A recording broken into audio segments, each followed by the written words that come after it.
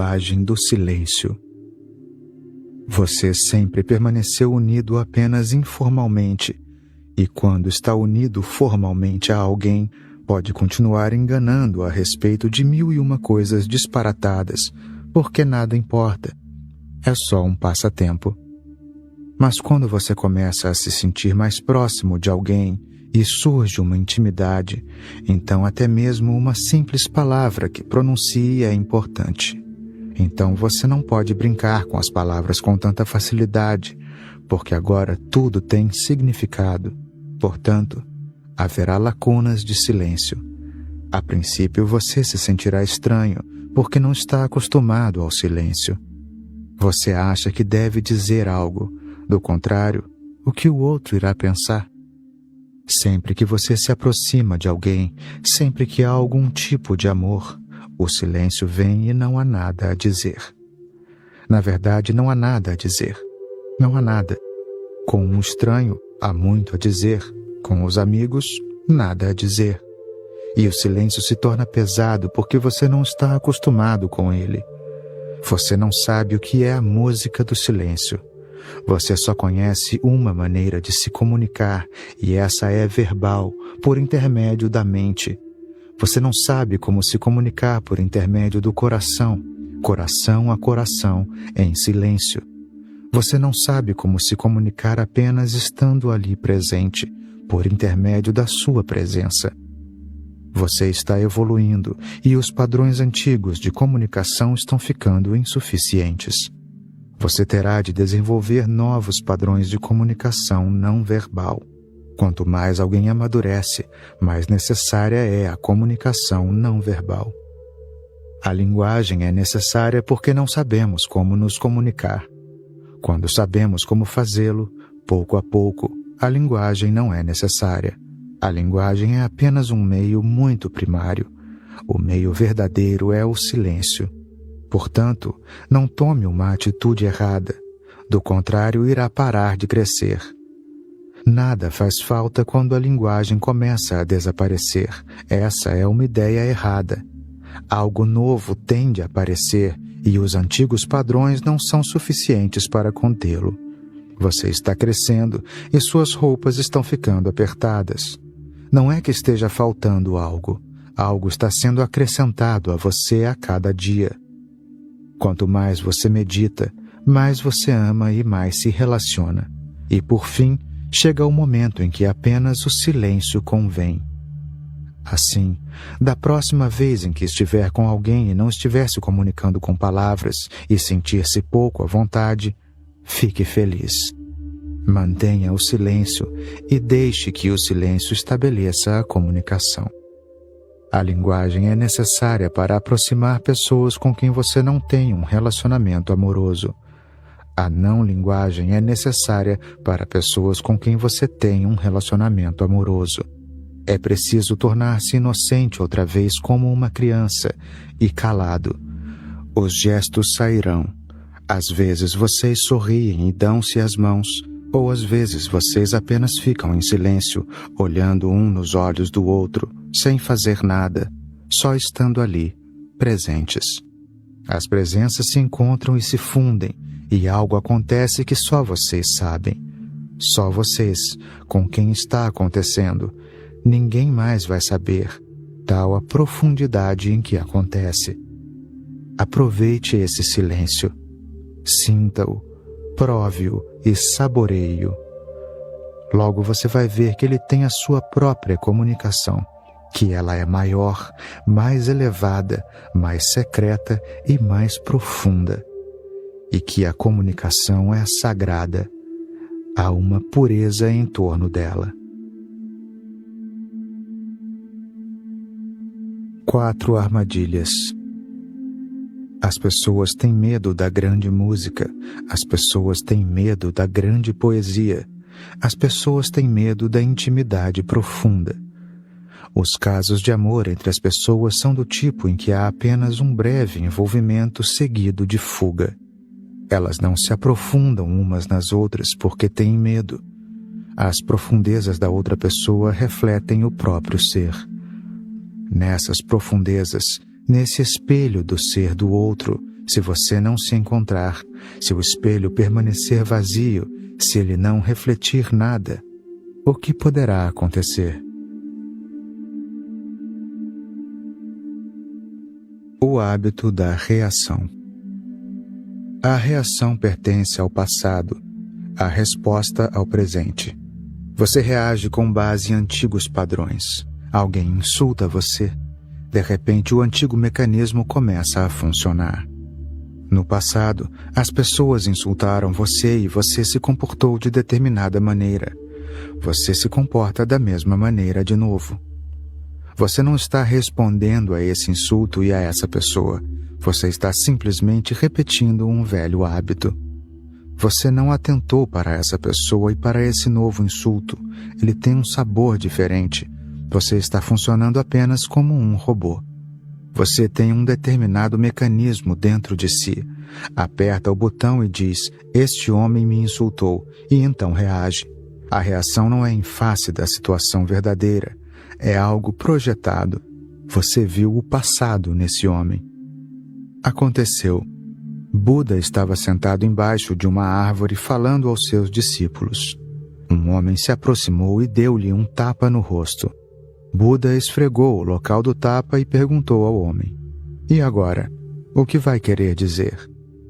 O homem ficou um tanto confuso, porque ele próprio não esperava que, depois de dar um tapa no rosto de alguém, essa pessoa perguntasse, e agora? Ele não passara por essa experiência antes. Ele insultava as pessoas e elas ficavam com raiva e reagiam. Ou se fossem covardes e fracas, sorriam, tentando suborná-lo. Mas Buda não era nem uma coisa nem outra. Ele não ficara com raiva nem ofendido, nem tampouco fora covarde. Apenas fora sincero e perguntara, e agora? Não houve reação da sua parte. Os discípulos de Buda ficaram com raiva, reagiram. O discípulo mais próximo, Ananda, disse, isso foi demais, não podemos tolerar. Buda, guarde os seus ensinamentos com o Senhor e nós vamos mostrar a este homem que ele não pode fazer o que fez. Ele tem de ser punido por isso. Ou então todo mundo vai começar a fazer dessas coisas. Fique quieto, interveio Buda. Ele não me ofendeu, mas você está me ofendendo. Ele é novo, um estranho, e pode ter ouvido alguma coisa sobre mim de alguém, pode ter formado uma ideia, uma noção a meu respeito. Ele não bateu em mim, ele bateu nessa noção, nessa ideia a meu respeito, porque ele não me conhece. Como ele pode me ofender? As pessoas devem ter falado alguma coisa a meu respeito, que aquele homem é um ateu, um homem perigoso, que tira as pessoas do bom caminho, um revolucionário, um corruptor. Ele deve ter ouvido algo sobre mim e formou um conceito, uma ideia. Ele bateu nessa ideia. Se vocês refletirem profundamente, continuou Buda, ele bateu na própria mente. Eu não faço parte dela, e vejo que este pobre homem tem alguma coisa a dizer, porque essa é uma maneira de dizer alguma coisa. Ofender é uma maneira de dizer alguma coisa. Há momentos em que você sente que a linguagem é insuficiente. No amor profundo, na raiva extrema, no ódio, na oração. Há momentos de grande intensidade em que a linguagem é impotente.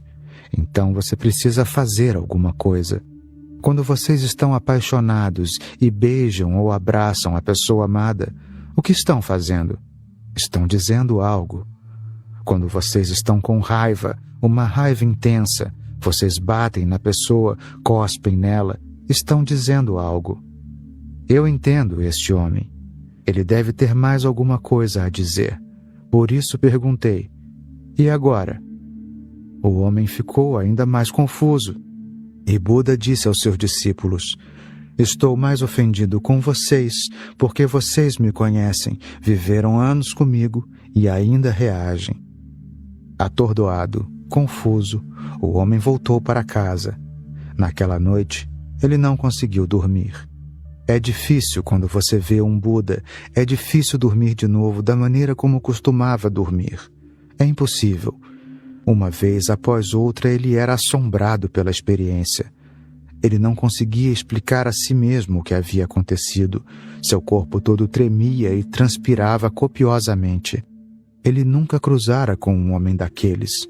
Ele despedaçara toda a sua mente, tudo em que acreditava, todo o seu passado. Na manhã seguinte, o homem voltou lá e atirou-se aos pés de Buda. De novo, Buda lhe perguntou: "E agora?" Esse seu gesto também é uma maneira de dizer alguma coisa que não pode ser dita com a linguagem. Ao vir tocar os meus pés, você está dizendo algo que não pode ser dito comumente, pois no caso as palavras são insuficientes, não podem conter essas ideias. Voltando-se para os discípulos, Buda chamou: "Olhe, Ananda, este homem aqui de novo. Ele está dizendo alguma coisa. Este homem é uma pessoa de emoções profundas." O homem olhou para Buda e disse: "Perdoe-me pelo que fiz ontem." "Perdoar?" exclamou Buda. "Mas eu não sou o mesmo homem a quem você fez aquilo. O Ganges continua correndo, nunca é o mesmo Ganges de novo. Todo homem é um rio. O homem em quem você bateu não está mais aqui. Eu apenas me pareço com ele, mas não sou o mesmo. Aconteceu muita coisa nestas 24 horas. O rio correu bastante. Portanto, não posso perdoar você, porque não tenho rancor contra você." "E você também é outro", continuou Buda. "Posso ver que você não é o mesmo homem que veio aqui ontem, porque aquele homem estava com raiva, ele estava indignado. Ele me bateu e você está inclinado aos meus pés, tocando os meus pés. Como pode ser o mesmo homem? Você não é o mesmo homem. Portanto, vamos esquecer tudo. Essas duas pessoas, o homem que bateu e o homem em quem ele bateu, não estão mais aqui. Venha cá, vamos conversar." Isso é resposta. A reação pertence ao passado. Se você reagir de acordo com os antigos hábitos, sem pensar, então não estará respondendo. Ser compreensivo é ser totalmente vivo neste momento, aqui e agora. A resposta é um fenômeno bonito, é a vida. A reação está morta, é feia, podre, é um cadáver. 99% do tempo você reage e chama isso de resposta. Raramente acontece na sua vida de você responder. Mas sempre que isso acontece, você tem um vislumbre. Sempre que isso acontece, a porta do desconhecido se abre. Volte para casa e observe a sua esposa com respostas, não com reações. Eu observo as pessoas. Um homem pode ter vivido com uma mulher por 30, 40 anos e nunca parou de olhar para ela. Ele sabe que ela é a patroa, a mulher de sempre que ele acha que conhece. Mas o rio corre sem parar o tempo todo. Essa mulher não é a mesma com quem ele se casou. Aquele é um fenômeno do passado. Aquela mulher não existe mais em nenhum lugar agora. Esta é uma mulher inteiramente nova. A cada momento você nasce de novo. A cada momento você morre e a cada momento você nasce. Mas você observa a sua esposa, a sua mãe, o seu pai, o seu amigo? Você parou de olhar porque pensa que estão todos velhos e que não há razão para observá-los. Volte lá e olhe de novo com outros olhos, como se observasse um estranho, e ficará surpreso ao notar o quanto essa mulher de sempre mudou. Mudanças enormes acontecem diariamente. Trata-se de um fluxo. Tudo continua fluindo, nada está parado. Mas a mente é uma coisa morta, é um fenômeno imobilizado. Agindo com a mente imóvel, você vive uma vida morta. Se não vive realmente, você já está morto e enterrado. Livre-se das reações e tenha cada vez mais respostas. Ser compreensivo é ter a capacidade de responder. Ser compreensivo, estar sempre respondendo, é ser sensível, mas sensível ao aqui e agora. Apego à segurança. Nenhum relacionamento pode ser seguro. Não é da natureza dos relacionamentos ser seguros. E se algum relacionamento for seguro, ele perderá toda a atração. Portanto, esse é um problema para a mente. Se você quer desfrutar um relacionamento, ele tem de ser inseguro. Se você o torna completamente seguro, absolutamente seguro, então você não pode desfrutá-lo. Ele perde todo o encanto, toda a atração. A mente não pode se satisfazer nem com isso nem com aquilo, portanto está sempre em conflito e confusa. Ela quer um relacionamento que seja vivo e seguro, mas isso é impossível, porque uma pessoa viva, ou um relacionamento vivo, ou qualquer coisa que seja viva, tem de ser imprevisível. O que vai acontecer no momento seguinte não pode ser previsto, e por ser imprevisível, esse momento se torna intenso. Você tem de viver esse momento do jeito mais total possível, porque o momento seguinte pode não chegar nunca. Pode ser que você não esteja presente, o outro poderá não estar, ou ambos podem estar presentes, mas o relacionamento não. Todas as possibilidades continuam abertas. O futuro sempre permanece aberto. O passado está sempre fechado. E entre os dois está o presente, um momento único do presente, sempre vibrante, fugidio. Mas é assim que a vida é. O fugidio e o vibrante fazem parte do ser vivo. A hesitação, a obscuridade, a indefinição. O passado está fechado. Tudo aconteceu e agora nada pode ser mudado. Logo, tudo está absolutamente fechado. O futuro está absolutamente aberto. Nada pode ser previsto. E entre os dois está o presente, com um pé no passado, outro no futuro. Portanto, a mente permanece sempre numa dicotomia, num estado dividido. Ela está sempre dividida, ela é sempre esquizofrênica. Você precisa entender que é assim que as coisas são e não se pode fazer nada a respeito. Se você quiser ter um relacionamento muito seguro, terá de amar um homem morto, mas então não vai mais gostar dele. É o que acontece a um amante quando ele se torna um marido. O marido é o amante morto, a esposa é a amante morta. O passado tornou-se tudo, e agora o passado define o futuro. Na verdade, se você é esposa, não tem futuro. O passado vai continuar se repetindo, todas as portas estão fechadas. Se você é marido, você não tem futuro. Você está confinado, está numa prisão. Portanto, a segurança é o que se busca sem cessar. Mas quando você a encontra, sacia-se com ela. Observe as expressões de maridos e esposas. Eles encontraram a segurança tão sonhada e buscada, e agora tudo está na sua conta bancária, e a lei, o tribunal, a polícia estão ali para tornar tudo seguro. Mas então todo o charme, toda a poesia se perdeu. Não há mais romance. Agora eles são pessoas mortas. Eles estão simplesmente repetindo o passado. Eles vivem de lembranças. Ouça esposas e maridos conversando. A esposa continua dizendo que o marido não a ama como antes, e eles continuam falando sobre os momentos do passado, a lua de mel e outras coisas. Que absurdo!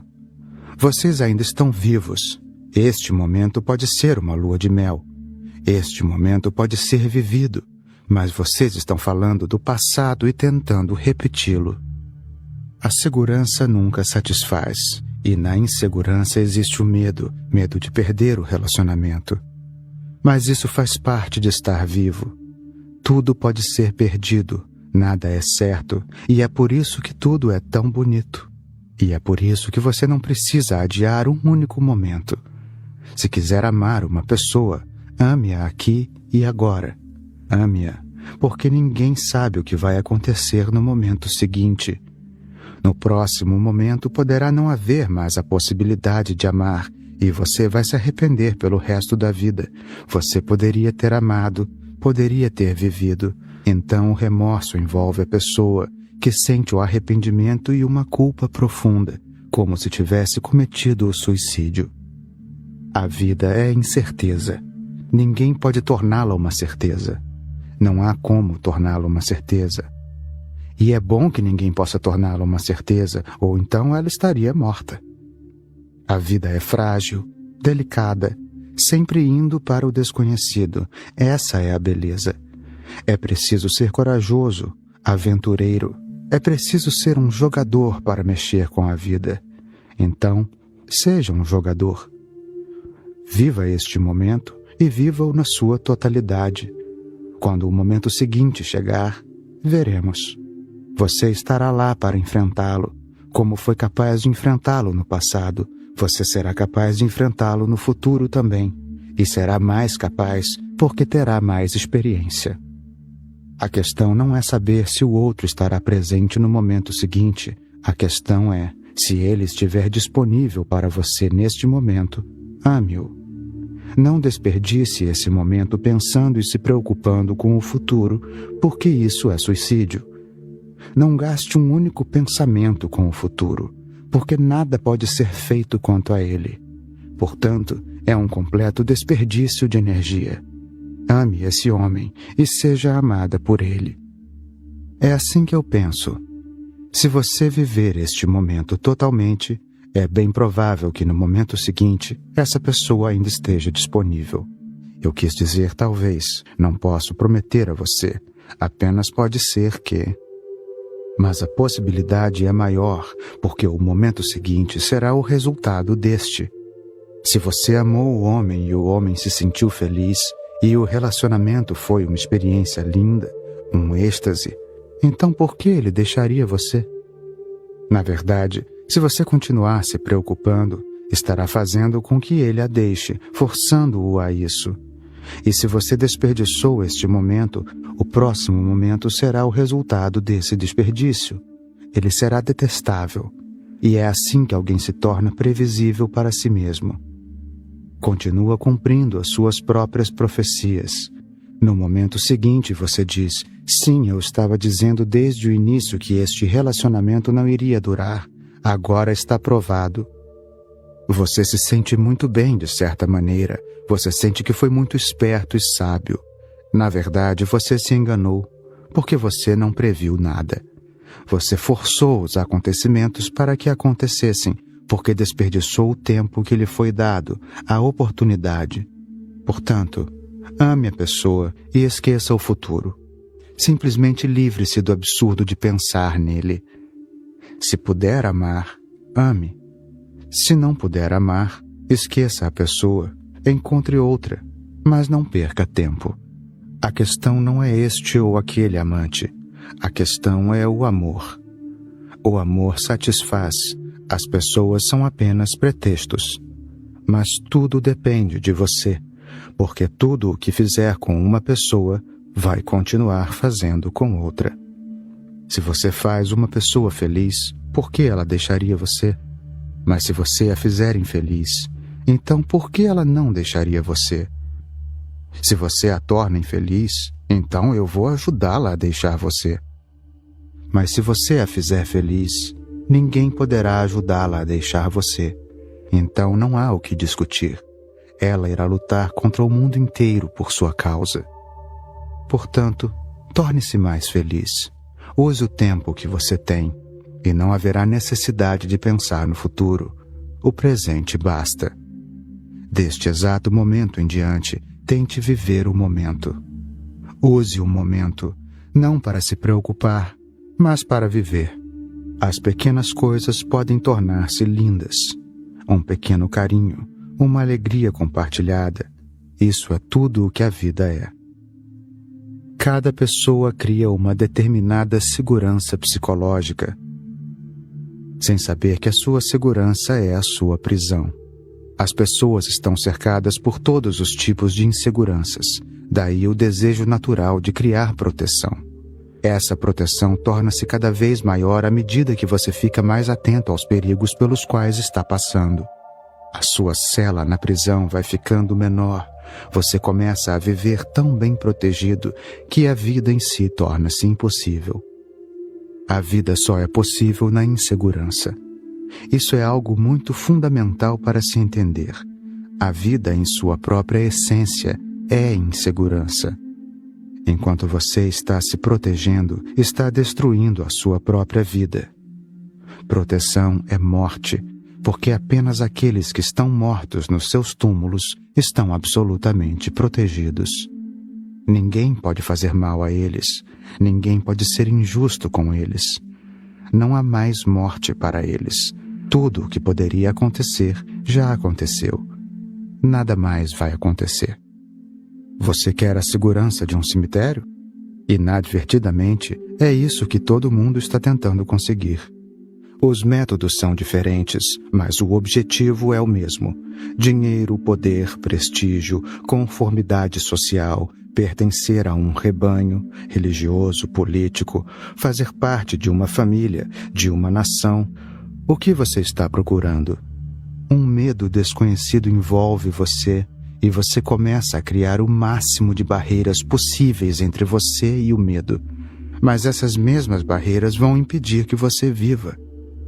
Depois de entender isso, você vai saber o significado de sannyas.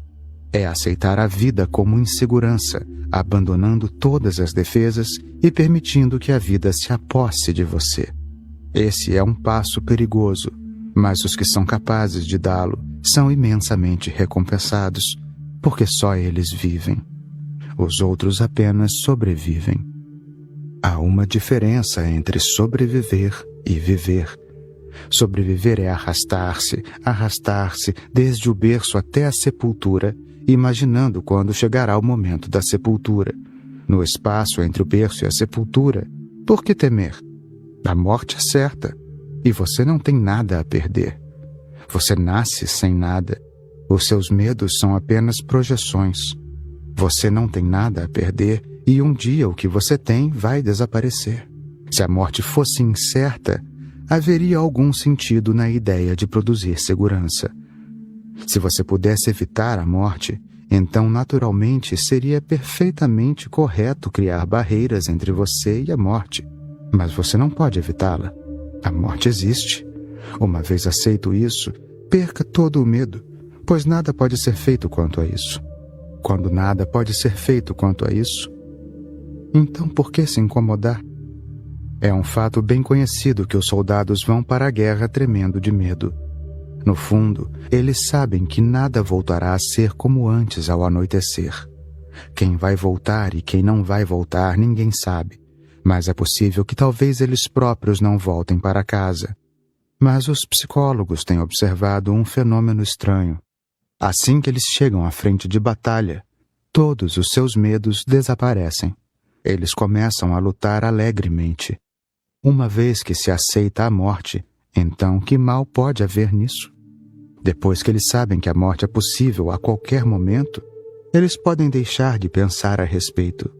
Eu conheci muitos soldados, tive amigos militares, e era estranho ver que eles eram pessoas mais alegres, mais relaxadas. A qualquer momento poderia chegar a convocação, juntem-se as forças, mas eles jogavam baralho, jogavam golfe, bebiam, dançavam. Eles aproveitavam a vida ao máximo. Um dos generais costumava me procurar. Um dia eu lhe perguntei: "O senhor está preparado quase todo dia para a morte. Como é que ainda consegue ficar contente?" "O que mais há para fazer?" respondeu ele. "A morte é certa." Depois que se aceita a certeza, a inevitabilidade, a inescapabilidade, então, em vez de se lamentar, chorar e se arrastar para a sepultura, por que não dançar? Por que não aproveitar o máximo do tempo que você tem entre o berço e a sepultura?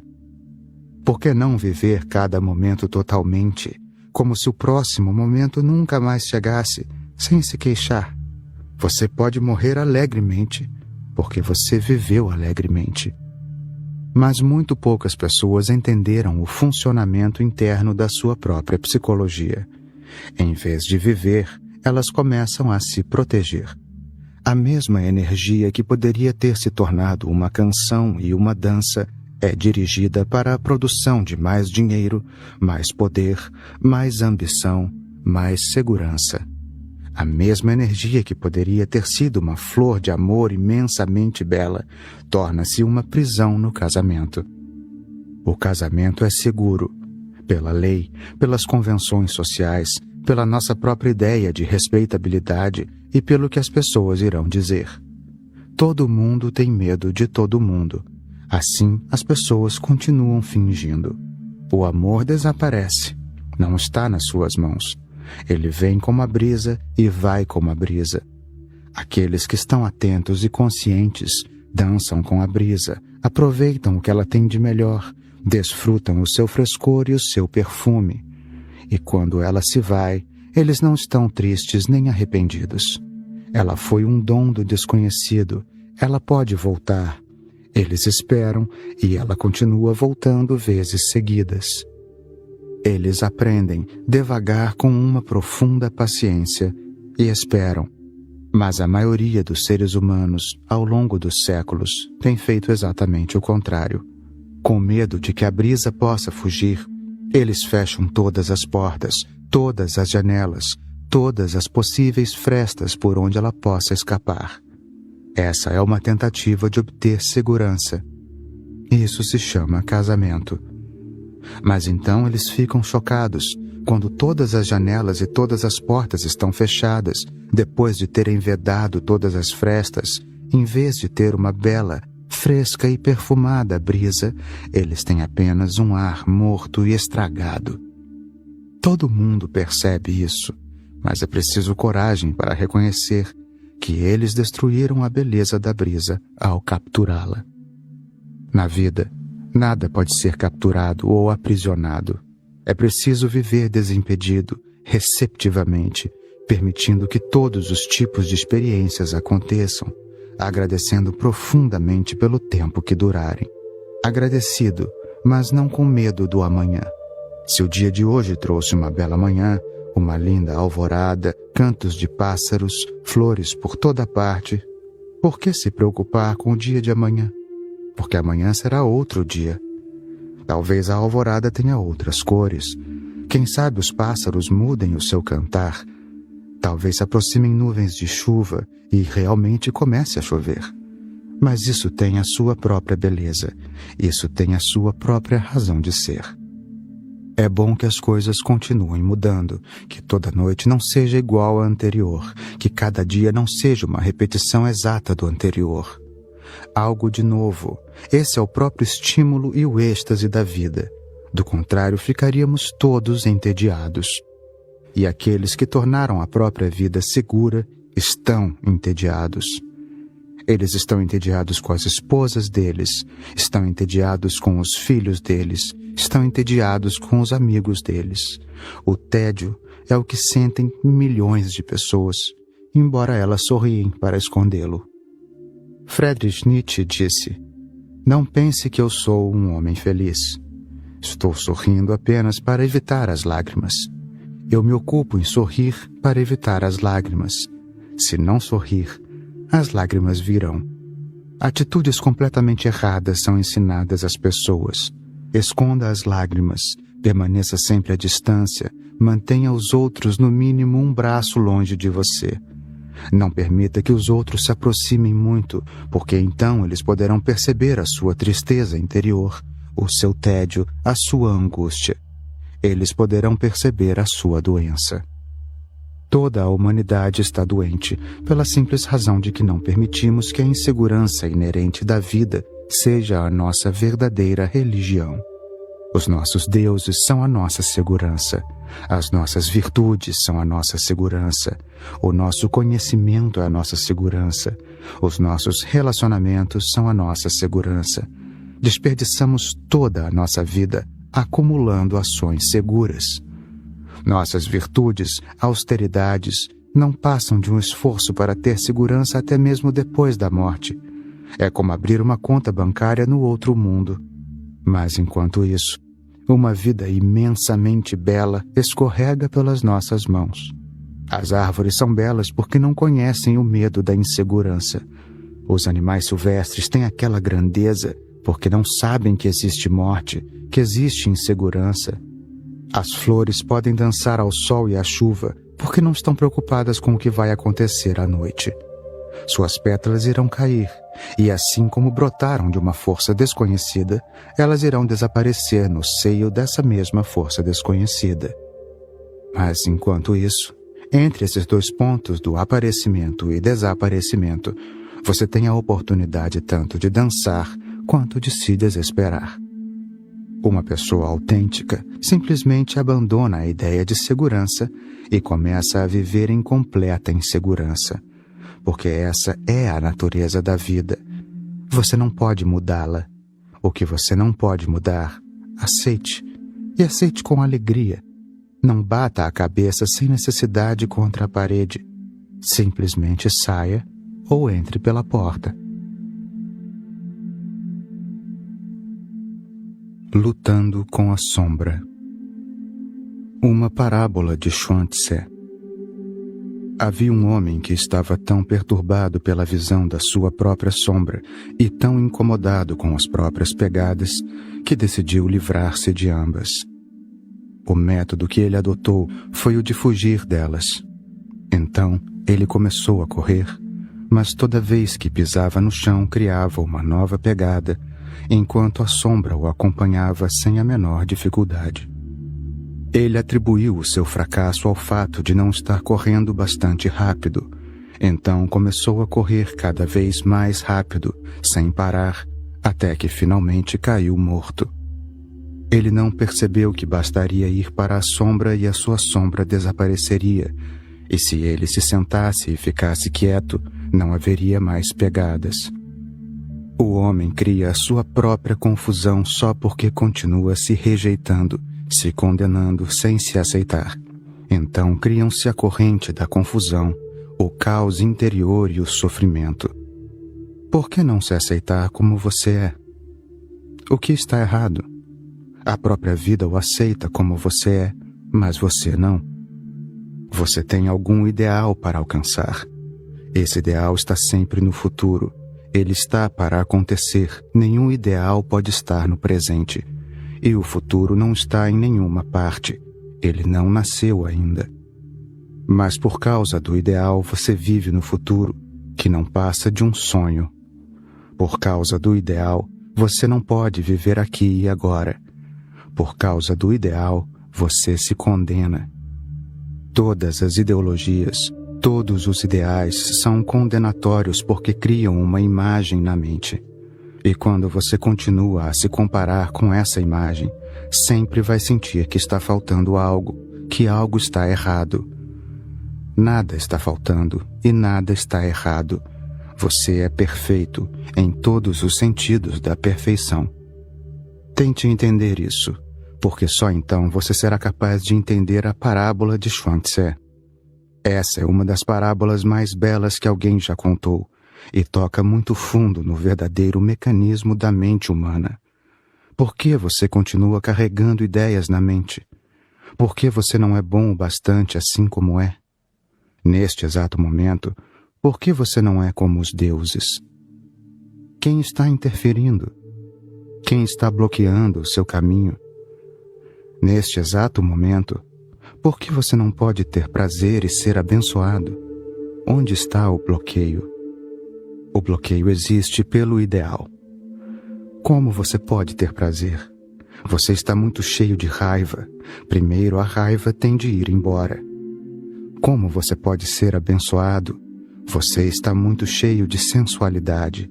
Primeiro o sexo tem de ir embora.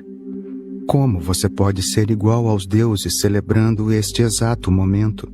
Você está muito cheio de cobiça, paixão, indignação. Primeiro eles têm de ir embora. Então você será como os deuses. É assim que o ideal é criado, e por causa do ideal, você se condena. Compare-se ao ideal, e você nunca será perfeito. É impossível. Se você disser se, então a bênção será impossível, porque esse se é a maior de todas as perturbações. Se você disser, se essas condições forem satisfeitas, eu serei abençoado, então essas condições nunca serão satisfeitas. E, em segundo lugar, mesmo que essas condições fossem satisfeitas, Naquele momento você terá perdido a própria capacidade de celebrar e sentir prazer. E acima de tudo, quando essas condições forem satisfeitas, se é que serão, porque elas não podem ser satisfeitas, a sua mente criará novos ideais. É assim que você tem perdido a vida em vidas seguidas. Você cria um ideal e então quer ser esse ideal. Assim você se sente condenado e inferior. Por causa da sua mente sonhadora, a sua realidade é condenada. Os sonhos perturbam você. Eu lhe digo exatamente o contrário. Seja como os deuses neste exato momento. Deixe a raiva de lado, deixe o sexo de lado, deixe a cobiça de lado. Celebre a vida. E pouco a pouco, você vai sentir mais alegria, menos raiva, mais contentamento, menos cobiça, mais felicidade, menos sexo. Então você chegou ao bom caminho. Não o contrário. Quando uma pessoa consegue celebrar a vida na sua totalidade, tudo o que há de errado desaparece. Mas se você tenta, em primeiro lugar, cuidar para que os erros desapareçam, eles nunca desaparecem. É como lutar contra as trevas. A sua casa está às escuras e você pergunta: como posso acender uma vela? Antes que eu acenda uma vela, essa escuridão tem de desaparecer. É isso que você vem fazendo. Você diz que primeiro a cobiça tem de ir embora, depois será a vez do êxtase. Você é um tolo. Você está dizendo que primeiro a escuridão deve ir embora e depois você acenderá a vela, como se a escuridão pudesse impedir você. A escuridão é uma coisa inexistente. Ela não é nada, não tem consistência. Ela é apenas uma ausência, não uma presença. Ela é apenas a ausência de luz. Acenda a luz e a escuridão desaparece. Celebre. Torne-se uma chama abençoada e tudo o que existe de errado vai desaparecer. Raiva, cobiça, sexo ou o que quer que você discrimine não tem consistência. Essas coisas são apenas a ausência de uma bênção, de uma vida em êxtase. Por que você não pode sentir prazer? Você está com raiva. Não é que alguém crie a sua raiva. Porque você não pode sentir prazer, você sente tanto sofrimento. É por isso que está com raiva. Os outros são apenas um pretexto. Porque você não pode celebrar, o amor não pode acontecer a você. Daí o sexo. Isso é preparar o terreno para as trevas. E então a mente diz: primeiro destrua esses e depois Deus descerá. Esta é uma das mais patentes estupidezas da humanidade, a mais antiga, e ela sucede a todo mundo. É difícil para vocês pensar que neste exato momento vocês são deuses. Mas eu lhes pergunto, o que está faltando? Vocês estão vivos, respirando, conscientes. De que mais vocês precisam? Neste exato momento, sejam como deuses. Mesmo que sintam que haja apenas um como se, não se importem. Mesmo que sintam, estou apenas supondo que eu sou como um deus. Suponham, não se importem. Comecem com o como se e logo a realidade se seguirá, porque na realidade vocês existem. E uma vez que comecem a existir como um Deus, todo sofrimento, toda confusão, toda escuridão desaparecerão. Tornem-se uma luz e essa transformação não terá condições de ser consumada. Agora eu vou entrar nesta bela parábola. Havia um homem que estava tão perturbado pela visão da sua própria sombra e tão incomodado com as próprias pegadas que decidiu livrar-se de ambas. Lembre-se, você é esse homem. Esse homem existe em todo o mundo. É assim que você tem se comportado. Essa é também a sua lógica, fugir da sombra. Esse homem estava muito perturbado pela visão da própria sombra. Por quê? O que há de errado com a sombra? Por que você ficaria perturbado por causa de uma sombra? Porque você pode ter ouvido falar que os visionários disseram que os deuses não têm sombra. Quando eles caminham, não se cria nenhuma sombra. Aquele homem estava perturbado por causa desses deuses. Disse que no céu o sol se levanta e os deuses caminham, mas não fazem sombra. Eles são transparentes. Mas eu lhe digo, isso é apenas um sonho. Em nenhum lugar não existe nada.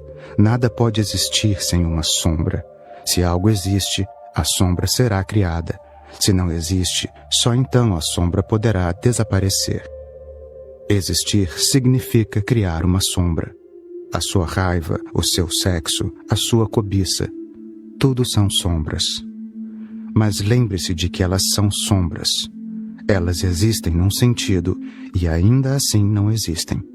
Esse é o significado da sombra. Ela é imaterial. Uma sombra é apenas uma ausência. Você se levanta, os raios do sol caem sobre você e, por sua causa, alguns raios não podem passar. Então a imagem se cria, a imagem da sombra. E apenas uma ausência. Você obstrui o sol. É por isso que a sombra é criada. A sombra não é material. Você é material. Você é material. É por isso que a sombra é criada. Se você fosse um fantasma, então não haveria sombra. E os anjos no céu não são nada além de fantasmas. Fantasmas sonhados por você e pelos seus ideólogos, homens que criam ideais. Aquele homem estava perturbado porque ouviu dizer que você só se torna um Deus quando a sombra desaparece. Havia um homem que estava tão perturbado pela visão da sua própria sombra e tão incomodado com as próprias pegadas que decidiu livrar-se de ambas. Quais são as suas perturbações? Se você for bem fundo, não descobrirá nada além do som dos seus passos. Por que você está tão perturbado pelo som dos seus passos? Você é material, portanto, deve haver algum som. É preciso aceitar isso. Mas o homem ouviu a história de que os deuses não têm sombra e quando eles andam não produzem som de passos. Esses deuses não são nada além de objetos de sonho. Eles existem apenas na mente. Esse céu não existe em lugar nenhum. Sempre que algo existe, o som é produzido por causa dele. Passos, sombras. É assim que as coisas são. Você não pode fazer nada a respeito. É assim que é a natureza. Se você tentar fazer algo a respeito, estará errado. Se tentar fazer algo a respeito, toda a sua vida será desperdiçada. E no final você vai sentir que não chegou a lugar nenhum. A sombra permanece, os passos fazem sons, e a morte está batendo a porta. Antes de a morte bater, aceite a si mesmo, e então um milagre acontece. Esse milagre acontece quando você se aceita, quando não foge de si mesmo. Agora mesmo, cada um de vocês está fugindo de si mesmo. Mesmo que vocês me procurassem, viriam até mim como parte da fuga de si mesmos. É por isso que vocês não conseguem chegar até mim. Essa é a lacuna. Se vocês vierem até mim escapando de si mesmos, não poderão chegar a mim, porque todo o meu esforço é ajudar vocês a não escapar de si mesmos. Não tentem escapar de si mesmos. Vocês não podem ser nenhuma outra pessoa. Vocês têm um destino e uma individualidade definidos. Assim como o seu polegar produz um sinal, uma impressão exclusiva e individual, esse tipo de polegar nunca existiu antes e nunca existirá de novo. Ele pertence apenas a vocês. Nunca haverá outro como ele. O mesmo também se aplica ao seu ser. Vocês têm um ser exclusivo e individual, incomparável.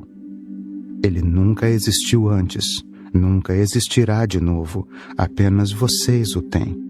Comemorem. Algo especial aconteceu a todos. Deus deu um dom exclusivo a cada um e vocês o condenam. Vocês querem algo melhor. Vocês tentam ser mais sábios que a vida. Vocês tentam ser mais sábios do que o tal.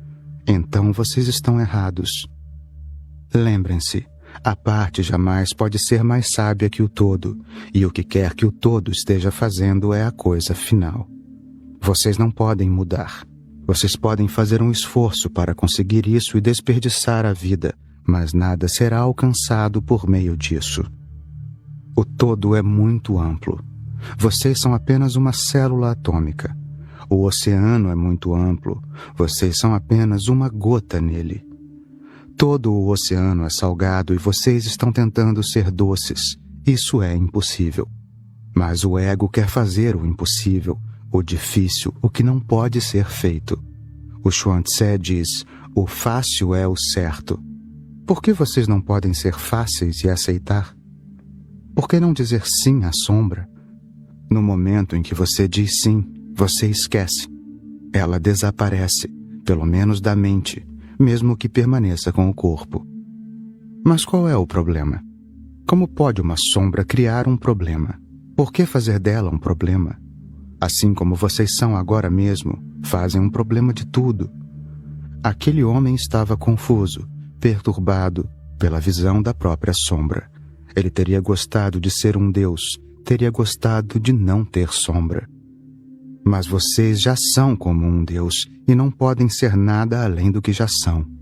Como poderiam? Vocês só podem ser o que são. Toda transformação só evolui na direção do ser, que já está ali. Vocês podem andar e bater na porta dos outros, mas isso seria apenas brincar de esconde-esconde consigo mesmo. Depende de vocês quanto vão bater na porta dos outros e quanto vão andar daqui para lá. Finalmente, vocês vão chegar à sua própria porta e à compreensão de que a sua porta sempre esteve ali. Ninguém pode tirá-la. A natureza, o tal, não pode ser tirado de você. Aquele homem estava perturbado por causa da própria sombra. O método que ele adotou foi o de fugir dela. Esse é o método que todo mundo adota. Parece que a mente tem uma lógica viciada. Por exemplo, se vocês sentem raiva, o que vocês fazem? A mente diz, não fique com raiva, prometa. O que vocês fazem? Vocês a reprimem. E quanto mais vocês reprimem, mais a raiva se enraiza em vocês. Então vocês não vão ficar às vezes com raiva e às vezes sem raiva. Se vocês se reprimiram demais, vão ficar continuamente com raiva. Ela estará no seu sangue, será um veneno em toda parte. Ela irá se espalhar por todos os seus relacionamentos. Mesmo que vocês estejam amando alguém, a raiva estará lá e o amor se tornará violento. Mesmo que vocês tentem ajudar alguém, nessa ajuda haverá veneno, porque o veneno estará em vocês. E todos os seus atos estarão carregados dele. Eles refletirão vocês. Quando vocês sentirem isso outra vez, a mente dirá, você não tem se reprimido bastante, reprima mais. A raiva existe por causa da repressão, e a mente diz, reprima mais, então haverá mais raiva. A sua mente é sexual por causa da repressão, e a mente diz, reprima mais. Descubra novos métodos, maneiras e meios de reprimir mais. Assim o celibato vai florescer. Mas ele não pode florescer dessa maneira. Pela repressão, o sexo não só tem um papel no corpo, ele tem um papel na mente. Ele se torna cerebral. Então a pessoa continua pensando nele sem parar. Daí tanta literatura pornográfica no mundo. Por que as pessoas gostam de ver retratos de mulheres nuas? As mulheres em si não bastam? Elas bastam. Elas são mais do que bastantes. Então, qual é a necessidade? O retrato é sempre mais sensual do que a mulher real. A mulher real tem um corpo e uma sombra, e ela vai deixar rastro, vai produzir sons. Uma fotografia é um sonho. Ela é absolutamente mental, cerebral e não tem sombra. Uma mulher de verdade transpira e haverá o cheiro do corpo. Um retrato nunca transpira. Uma mulher de verdade fica com raiva. Um retrato nunca tem raiva. Uma mulher de verdade envelhece, fica idosa. Um retrato permanece jovem e novo. Um retrato é apenas mental. Os que reprimem o sexo no corpo tornam-se mentalmente sensuais. então a sua mente gira em torno da sexualidade, e isso acaba sendo uma doença. Se você sentir fome, tudo bem, coma. Mas se você pensa o tempo todo em comida, então será uma obsessão e uma doença.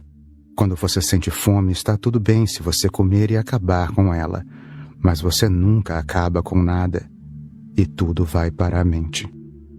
A esposa do Mullah Nasruddin estava doente e tinha sido operada.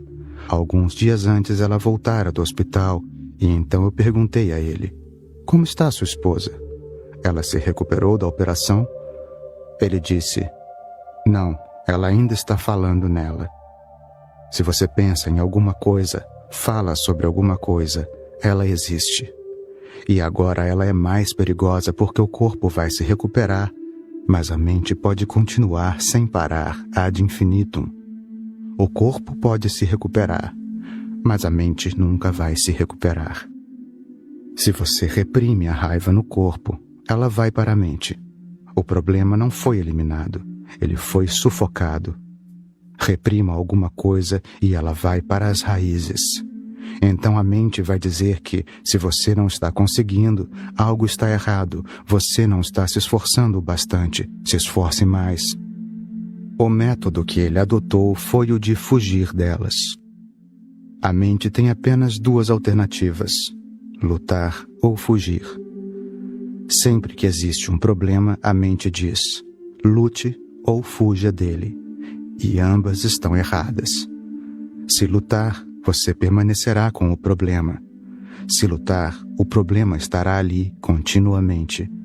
Se lutar, você estará dividido, porque o problema não está fora, o problema está dentro. Por exemplo, se existe raiva e você luta, o que acontece? Metade do seu ser está com raiva e metade com essa ideia de luta. É como se as suas mãos estivessem lutando uma com a outra. Quem venceria? Você estaria simplesmente gastando energia. Nenhuma vai ser vitoriosa.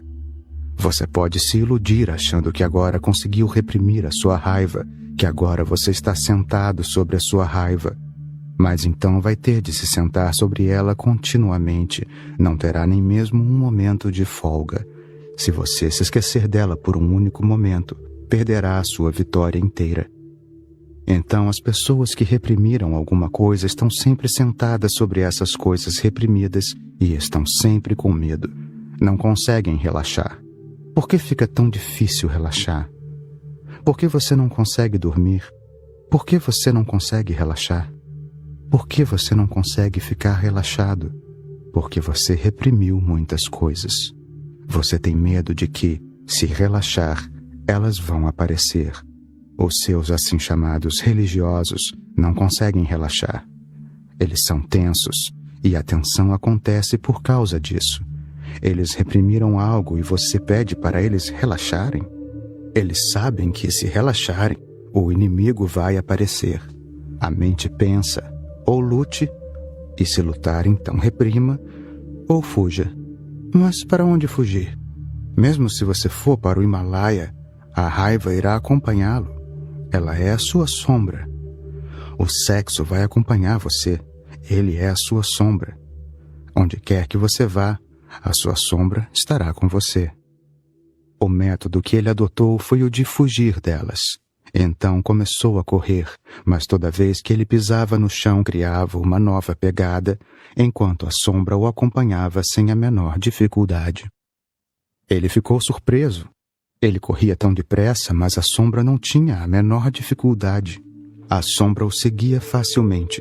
Ela nem sequer transpirava, nem resfolegava. Não havia dificuldade por parte da sombra, porque uma sombra não é material, uma sombra não é ninguém. O homem podia transpirar, podia ter dificuldade para respirar, mas a sombra estava sempre a um passo dele. A sombra não pode deixar você dessa maneira. Nem lutar, nem fugir irão ajudar. Para onde você vai? Aonde quer que vá, você se leva consigo e a sua sombra estará lá. Ele atribuiu o seu fracasso ao fato de não estar correndo rápido o bastante. Então começou a correr cada vez mais rápido, sem parar, até que finalmente caiu morto. É preciso entender a lógica da mente. Se você não entender, você será uma vítima dela. A mente tem uma lógica viciada. Ela é um círculo vicioso. Ela é circular. Se você der ouvidos a ela, então cada passo levará você cada vez mais para o círculo. Esse homem é perfeitamente lógico. Você não consegue encontrar nenhum defeito, nenhuma falha na lógica dele. Não existe nenhuma brecha. Ele tem uma lógica perfeita, como Aristóteles. Ele diz que se a sombra o está seguindo, isso mostra que ele não está correndo rápido o bastante. Ele terá de correr cada vez mais rápido, e então chegará o momento em que a sombra não será capaz de acompanhá-lo. Mas a sombra é dele, e a sombra não é ninguém. Não é outra pessoa seguindo você. Se fosse, a lógica dele estaria correta. O homem estaria certo se outra pessoa o estivesse seguindo. Então ele estaria certo, absolutamente certo. Ele não estaria correndo rápido o bastante e seria por isso que o outro o estaria acompanhando. Mas ele estava errado, porque não havia mais ninguém. A mente era inútil. Mente para os outros, meditação para si mesmo. Mente para os outros, não mente para si mesmo. Essa é toda a ênfase de Chuang-Tze, ou do Zen, ou do Sufi, ou do Hassidismo, de todos os que sabem, de Buda, Jesus, Maomé, de todos os que conheceram. A ênfase toda é que você pode usar a mente para os outros e a não mente para você. Esse homem teve problemas porque usou a mente para si mesmo, e a mente tem um padrão próprio. A mente disse, mais depressa, mais depressa. Se você for rápido bastante, essa sombra não será capaz de acompanhá-lo.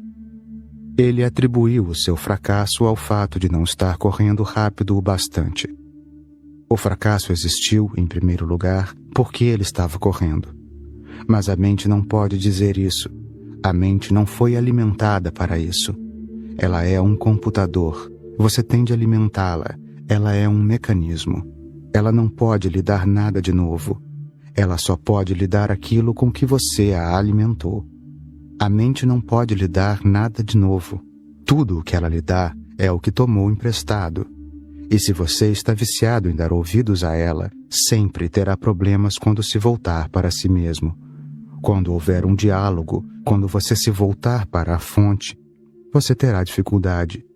Então essa mente é absolutamente inútil. Não só inútil, é um verdadeiro obstáculo.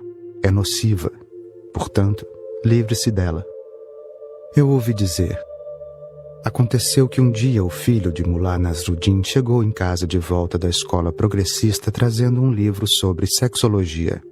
A mãe ficou muito perturbada, mas esperou que o Mullah Nasruddin chegasse. Era preciso fazer alguma coisa. A tal escola progressista estava indo longe demais. Quando o Mullah Nasruddin chegou, a esposa mostrou-lhe o livro. Nasruddin subiu a escada para falar com o filho. Encontrou-o no quarto, beijando a empregada. Então Nasruddin disse, filho, quando tiver terminado a lição de casa, vá lá para baixo. Isso é lógico. A lógica tem as suas próprias etapas, e cada etapa segue a outra. Ela não tem fim. O tal homem acompanhou a mente. Portanto, ele correu cada vez mais rápido sem parar até finalmente cair morto. Cada vez mais rápido sem parar. Então, apenas a morte pode acontecer. Alguma vez você observou que a vida ainda não aconteceu para você? Você observou que nunca houve um único momento de vida como tal acontecendo para você? Você não viveu um único momento a bênção de que Chuang-Tze e Buda falam. E o que vai acontecer com você? Nada vai acontecer a você a não ser a morte. E quanto mais próximo você chega da morte, mais depressa você corre, porque você pensa que, se for mais rápido, escapará. Aonde você vai tão depressa? O homem e a mente do homem sempre foram loucos por velocidade, como se fôssemos a algum lugar e a velocidade fosse necessária. Então continuamos correndo cada vez mais rápido, Aonde você vai? Finalmente, seja você lento ou rápido, você alcança a morte. E todo mundo chega no momento certo. Nenhum único momento se perde. Todo mundo chega lá na hora certa. Ninguém nunca se atrasa. Eu ouvi dizer que algumas pessoas encontraram a morte antes do tempo, mas nunca ouvi dizer que alguém tenha chegado lá atrasado. Algumas pessoas chegam lá antes do tempo por causa dos médicos. Ele atribuiu o seu fracasso ao fato de não estar correndo rápido o bastante. Então, começou a correr cada vez mais rápido, sem parar, até que finalmente caiu morto. Ele não percebeu que bastaria ir para a sombra e a sua sombra desapareceria. Era fácil, a coisa mais fácil. Se você simplesmente vai para a sombra, onde não há sol, a sombra desaparece, porque a sombra é causada pelo sol. Ela é a ausência dos raios solares. Se você estiver embaixo de uma árvore, a sombra desaparece. Ele não percebeu que bastaria ir para a sombra e a sua sombra desapareceria. Essa sombra chama-se silêncio. Essa sombra chama-se paz interior. Não dê ouvidos à mente. Simplesmente vá para a sombra, para o silêncio interior, onde os raios do sol não batem. Você continua na periferia. Esse é o problema. Lá você está na luz do mundo exterior e produz-se a sombra. Feche os olhos, entre na sombra. No momento em que você fecha os olhos, o sol não existe mais. Daí todas as meditações serem feitas com os olhos fechados. Você entra na sua própria sombra. Dentro não existe nem sol nem sombra. Do lado de fora está a sociedade, e do lado de fora estão todos os tipos de sombras. Você já percebeu que a sua raiva, o seu sexo, a sua cobiça, a sua ambição, todos fazem parte da sociedade? Se você realmente entra e deixa a sociedade de fora, onde está a raiva? Onde está o sexo? Mas lembre-se, no início, quando você fecha os olhos, eles não estão realmente fechados. Você carrega imagens de fora para dentro e encontra a mesma sociedade refletida. Mas se você continuar simplesmente indo para dentro, cedo ou tarde a sociedade será deixada do lado de fora. Você entra, a sociedade fica de fora. Você passou da periferia para o centro. Nesse centro, existe um silêncio. Nada de raiva nem de anti-raiva, nada de sexo nem de celibato, nada de cobiça nem de não cobiça, nada de violência, nada de não violência, porque esses ficam todos de fora. Lembre-se, os opostos também ficam de fora. Dentro você não é nada, nem isso, nem aquilo. Você é simplesmente um ser, puro. É isso que eu quero dizer com ser como um Deus. Um ser puro, sem opostos à volta, lutando ou fugindo, não. Simplesmente sendo. Você foi para dentro da sombra. Ele não percebeu que bastaria ir para a sombra e a sua sombra desapareceria. E se ele se sentasse e ficasse quieto, não poderia ver mais pegadas. Era realmente tão fácil. Mas o que é fácil é tão difícil para a mente, porque a mente sempre acha mais fácil correr, lutar, porque então há alguma coisa a fazer. Se você disser para a mente, não faça nada, essa é a coisa mais difícil. A mente vai responder, pelo menos me dê um mantra para que com os olhos fechados eu possa dizer Aum, Ram, Ram, algo para fazer, porque como podemos ficar sem fazer nada, sem algo para correr atrás, para encontrar? A mente é a atividade, e o ser é a absoluta inatividade. A mente está correndo, o ser está sentado. A periferia se move, o centro não. Observe a roda de um trem em movimento. A roda está girando, mas o centro ao redor do qual toda a roda gira está estático, absolutamente estático, imóvel. O seu ser está eternamente imóvel e a sua periferia está em contínuo movimento. Essa é a questão a lembrar na dança dos dervixes sufis, a meditação do giro. Quando você a praticar, deixe o corpo tornar-se a periferia. O corpo se move enquanto você está eternamente imóvel. Torne-se uma roda. O corpo passa a ser a roda, a periferia, e você é o centro. Logo você vai perceber que, embora o corpo vá se movimentando cada vez mais rápido, dentro você pode sentir que não está se movimentando. E quanto mais rápido o corpo se movimentar, melhor, porque então cria-se o contraste. De repente, o corpo e você estão separados. Mas você gira continuamente com o corpo, de modo que não existe separação. Vá sentar-se. Simplesmente sentar-se é suficiente, não fazendo nada. Simplesmente feche os olhos e fique sentado. Fique sentado, fique sentado e deixe que tudo se aquiete. Vai levar tempo, porque você esteve inquieto por muitas vidas.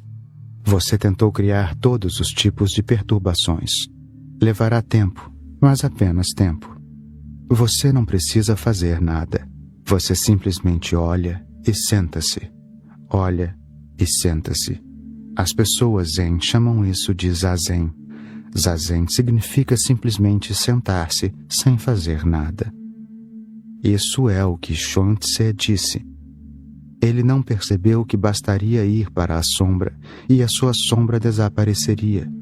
E se ele se sentasse e ficasse quieto, não poderia haver mais pegadas. Não havia nenhuma necessidade de lutar e não havia nenhuma necessidade de fugir. A única coisa necessária era simplesmente ir para a sombra e sentar-se quieto. E isso é para ser feito durante toda a sua vida. Não lute com nada e não tente fugir de nada. Deixe que as coisas tomem o próprio curso. Você simplesmente fecha os olhos e vai para dentro, para o centro, onde nunca penetrou nenhum raio de sol. Ali não existe sombra. E, na verdade, esse é o significado do mito de que os deuses não têm sombra.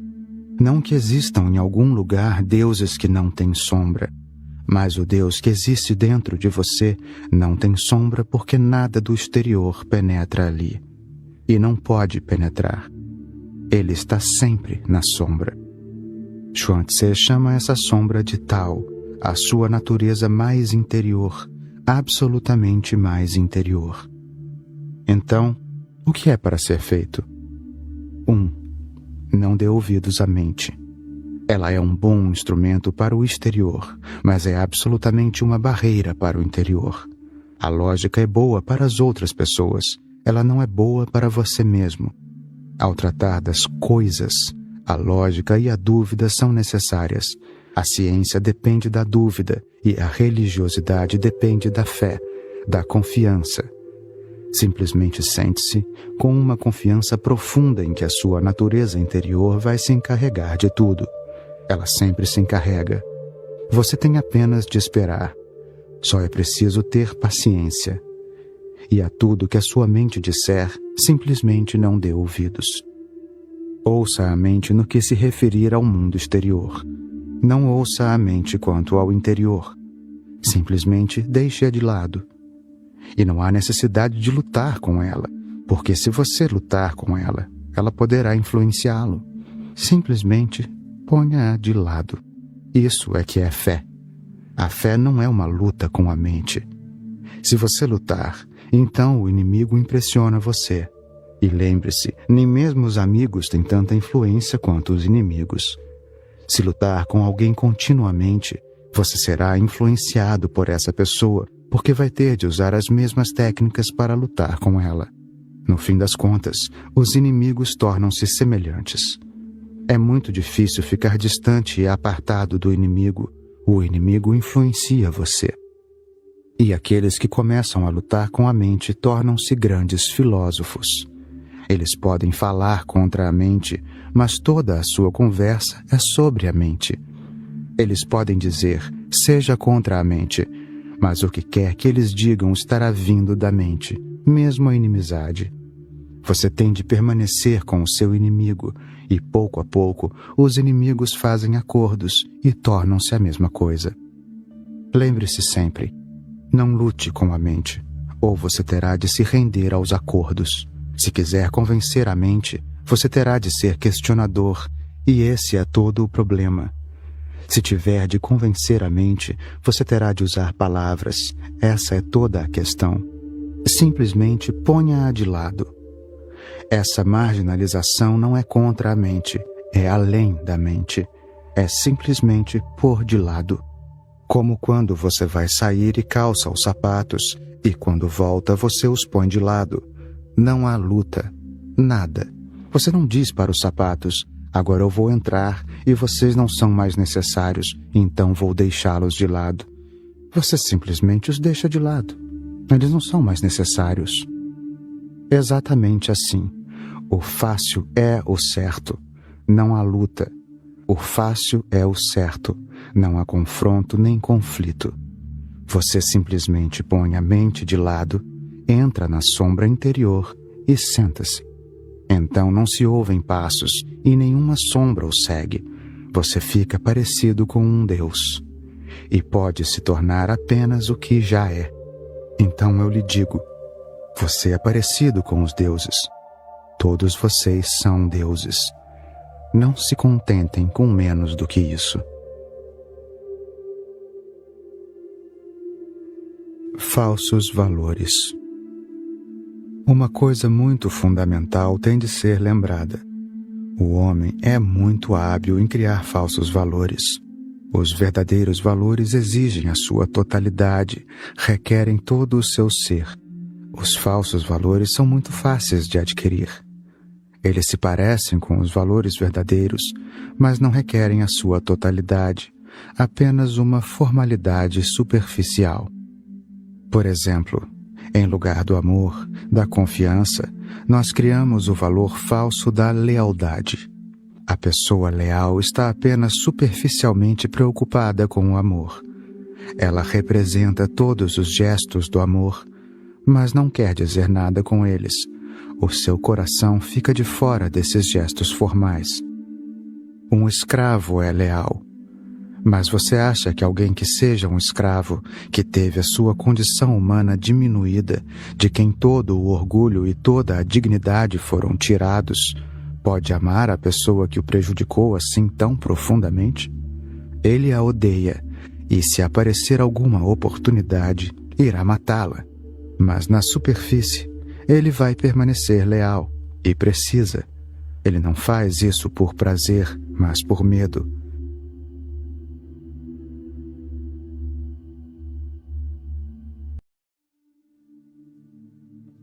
Uma técnica de meditação. Sinta a consciência de cada pessoa como sendo a sua própria consciência. Portanto, deixando de lado o interesse pelo eu, torne-se todos os seres. Sinta a consciência de cada pessoa como sendo a sua própria consciência. Na verdade, é assim que é, mas não se percebe. Você sente a consciência como sua, e a consciência dos outros você nunca sente. No máximo, você deduz que os outros também são conscientes. Se você deduz isso, é porque pensa que, porque você é consciente, os outros seres como você devem ser conscientes. Essa é uma dedução lógica. Você não os sente como conscientes. É como quando você tem uma dor de cabeça. Você sente a sua dor de cabeça, você tem consciência dela. Mas se outra pessoa tiver dor de cabeça, você deduz. Você não pode sentir a dor de cabeça do outro. Você simplesmente deduz que tudo o que o outro está dizendo deve ser verdade e ele deve ter alguma coisa parecida com o que você tem. Mas você não pode sentir isso. A sensação só pode vir se você se tornar consciente da consciência dos outros. Do contrário, é uma dedução lógica. Você acredita, você confia que os outros estão dizendo alguma coisa honestamente e o que quer que estejam dizendo vale a pena acreditar, porque você também tem experiências semelhantes. Existe uma escola lógica que diz que nada pode ser conhecido sobre o outro. Isso é impossível. No máximo, pode haver uma dedução, mas nada certamente pode ser conhecido sobre os outros. Como você pode saber que os outros sentem dor como você, que os outros têm ansiedades como você? Os outros existem, mas não podemos penetrar neles, só podemos tocar a sua superfície. O ser interior deles permanece desconhecido. Nós permanecemos fechados em nós mesmos. O mundo ao nosso redor não é um mundo sentido. É apenas deduzido, logicamente, racionalmente. A mente diz que ele está ali, mas o coração não é tocado por ele. É por isso que nos comportamos com os outros como se eles fossem coisas, não pessoas. Nosso relacionamento com as pessoas é como o nosso relacionamento com as coisas. Um marido se comporta com a esposa como se ela fosse uma coisa. Ele a possui. A esposa possui o marido como uma coisa. Se nós nos comportássemos com os outros como se eles fossem pessoas, então não tentaríamos possuí-los, porque só as coisas podem ser possuídas. Uma pessoa significa liberdade. Uma pessoa não pode ser possuída. Se você tentar possuí-la, irá matá-la. Ela vai se tornar uma coisa. Nosso relacionamento com os outros é realmente não um relacionamento do tipo eu e tu. No fundo, ele é mais um relacionamento do tipo eu e isso. O outro é simplesmente uma coisa a ser manipulada, a ser usada, explorada. É por isso que o amor vai ficando cada vez mais impossível, porque o amor significa considerar o outro como uma pessoa, como um ser consciente, como uma liberdade, como algo tão valioso quanto você. Se você se comporta como se tudo fosse uma coisa, então você é o centro e as coisas só servem para serem usadas. O relacionamento torna-se utilitário. As coisas não têm valor em si.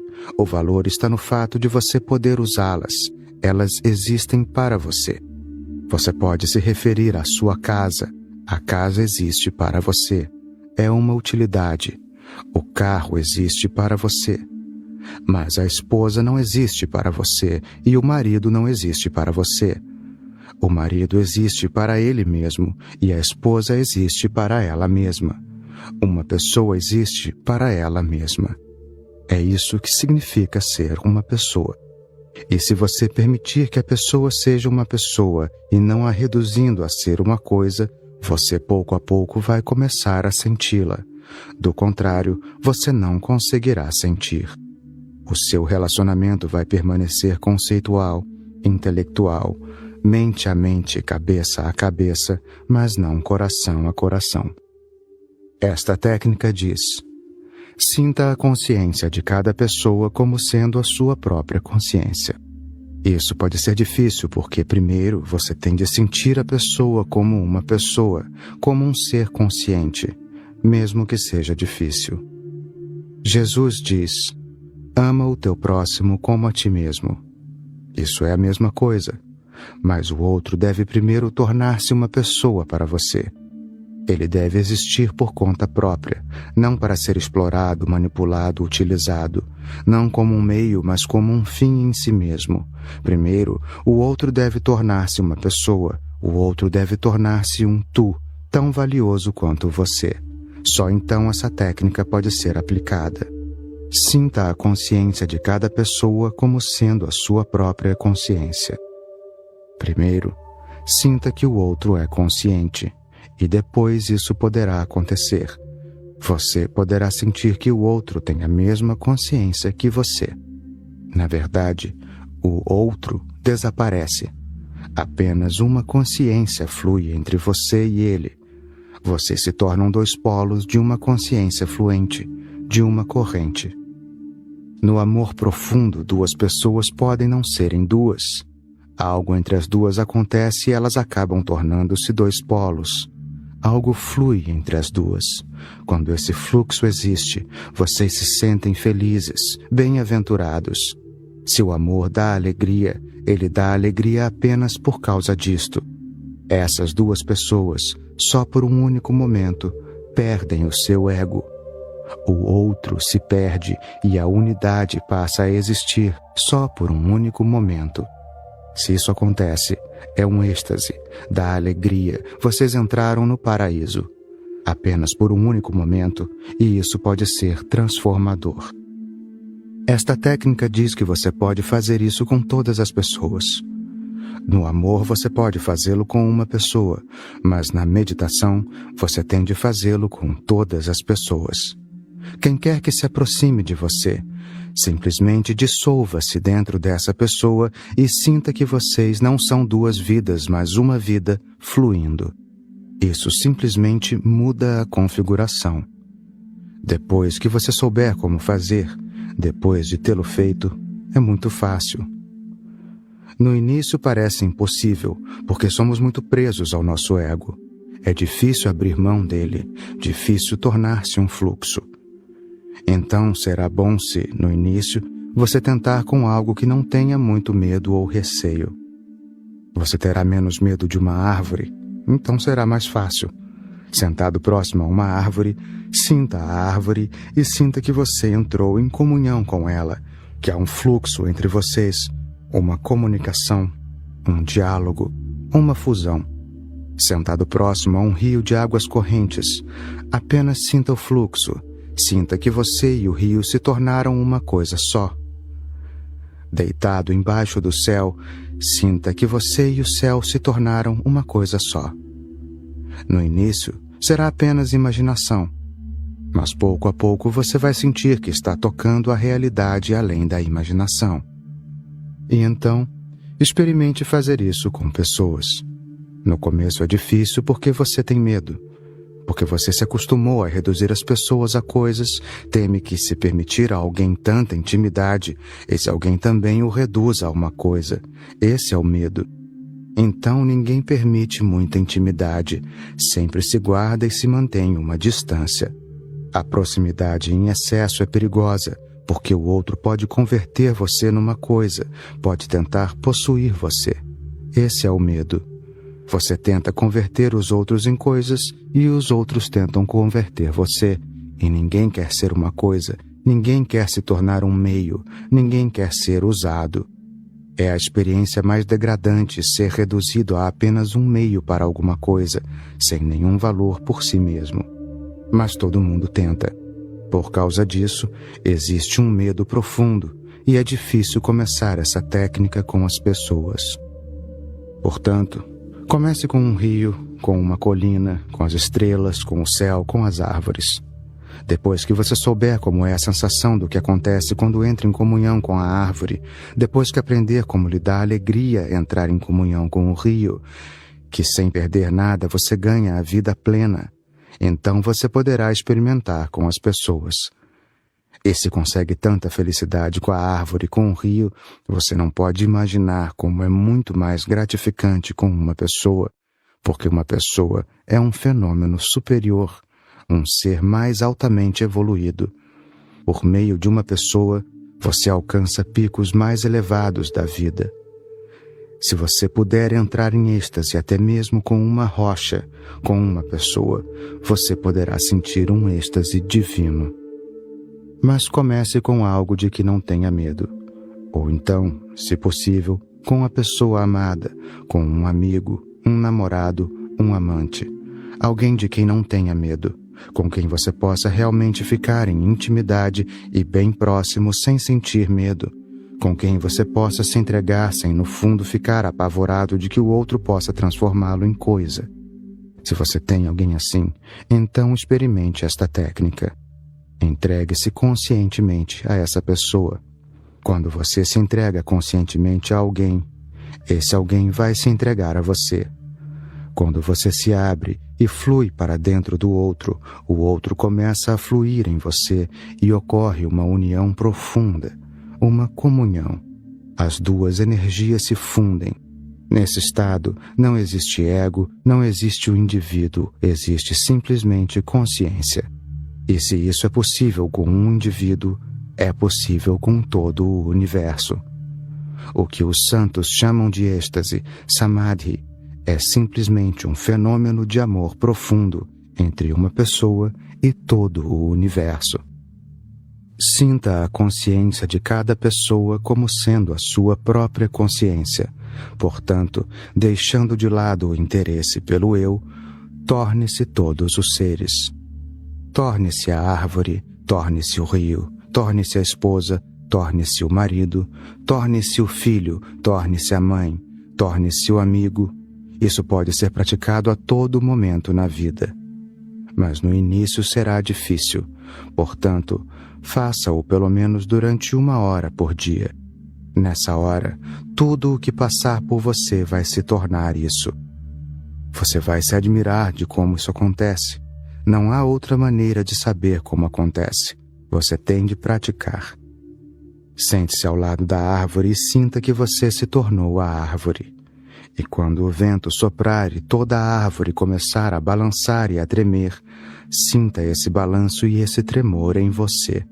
Quando o sol nascer e a árvore inteira ganhar vida, sinta essa vida em você. Quando a chuva cair e toda a árvore ficar feliz e contente, uma antiga sede e uma longa espera ficarem satisfeitas e a árvore ficar feliz e contente, sinta a felicidade e o contentamento da árvore e então você vai tomar consciência dos humores sutis, das nuances de uma árvore. Você vê essa árvore há muitos anos, mas não conhece os humores dela. Às vezes ela está feliz, às vezes ela está infeliz. Às vezes ela está triste, preocupada, frustrada. Às vezes está muito alegre, em êxtase. Os humores existem. A árvore está viva e tem sentimentos. Se você se tornar uma coisa só com ela, você vai sentir isso. Então vai sentir se a árvore é jovem ou velha, se a árvore está insatisfeita com a vida ou satisfeita, se a árvore está apaixonada pela vida ou não, se é anti, contra, se está com raiva, furiosa, se a árvore é violenta ou sente uma compaixão profunda. Assim como você muda a cada momento, a árvore também está mudando. Isso você vai perceber se você sentir uma profunda afinidade com ela, o que chamam de empatia. Empatia significa que vocês se tornaram tão simpáticos que realmente viraram uma coisa só. Os humores da árvore tornaram-se os seus humores. E então, se isso for mais fundo, sempre mais fundo, você poderá conversar, comunicar-se com a árvore. Conhecendo os humores dela, você começará a entender a linguagem dela. E a árvore vai compartilhar a mente dela com você. Ela vai compartilhar as agonias e os êxtases dela com você. E isso pode acontecer com todo o universo. Pelo menos durante 1 hora por dia, tente ficar em empatia com algo. No começo você poderá pensar que é tolice. Você vai pensar, que tipo de estupidez estou fazendo? Vai olhar em volta e sentir que se alguém olhar ou se vier a saber, vai pensar que você ficou louco. Mas só no começo. Depois que você entrar nesse mundo da empatia, o mundo inteiro vai lhe parecer uma loucura. Eles estão perdendo muita coisa sem necessidade. A vida propicia tudo em tamanha abundância e eles estão perdendo. Eles estão perdendo porque estão fechados. Eles não deixam que a vida entre neles. E a vida só poderá entrar em você se você entrar na vida por meio de muitos e muitos caminhos, por meio de muitas dimensões. Fique em empatia por pelo menos durante 1 hora a cada dia. Esse era o significado da oração no início de todas as religiões. O significado da prece era estar em afinidade com o universo, estar numa profunda comunicação com o universo. Na prece, você conversa com Deus. Deus significa a totalidade. Às vezes você pode estar com raiva de Deus, às vezes agradecido. Mas uma coisa é certa, você está em comunicação. Deus não é um conceito mental. Ele tornou-se um relacionamento profundo, íntimo. É isso que a oração significa. Mas as nossas preces foram estragadas, porque não sabemos como nos comunicar com os seres. E se você não consegue se comunicar com os seres, você não consegue se comunicar com o ser. Ser com S maiúsculo. É impossível. Se você não consegue se comunicar com uma árvore, como você pode se comunicar com a vida como um todo? E se você se sente um tolo conversando com uma árvore, vai se sentir um tolo maior conversando com Deus. Reserve 1 hora por dia para um estado mental de oração e não faça a sua prece como uma expressão verbal. Faça dela um caso emocional. Em vez de conversar com a cabeça, sinta. Vá tocar a árvore, abraçar a árvore, beijar a árvore. Feche os olhos e fique junto da árvore como se estivesse com a pessoa amada. Sinta a árvore. E logo você vai entender profundamente o que significa deixar o eu de lado, o que significa tornar-se o outro. Sinta a consciência de cada pessoa como sendo a sua própria consciência. Portanto, deixando de lado o interesse pelo eu, torne-se todos os seres. No caminho da intimidade. Respostas a perguntas. As pessoas aparecem com perguntas que as fazem sentir-se muito inteligentes. Elas querem perguntar, não para ter uma resposta, mas apenas para mostrar conhecimento. No entanto, eu sou uma pessoa maluca. Nunca respondo às perguntas que brotam do conhecimento delas. Eu simplesmente jogo as perguntas fora. Eu só respondo às perguntas que abrem a ferida das pessoas, porque, depois que a ferida está aberta, existe a possibilidade de cura. Depois que você se expõe, entra no caminho da transformação. E a menos que mostre a sua verdadeira face, é impossível fazer mudanças na sua vida, fazer transformações na sua consciência. Por que considero ameaçadoras as pessoas atraentes? As pessoas atraentes são ameaçadoras por muitos motivos. Em primeiro lugar, quanto mais a pessoa é atraente para você, maior é a possibilidade de você se tornar um escravo dela. Esse é o medo.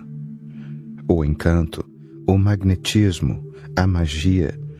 Você vai ficar possuído, você vai ser reduzido ao papel de escravo.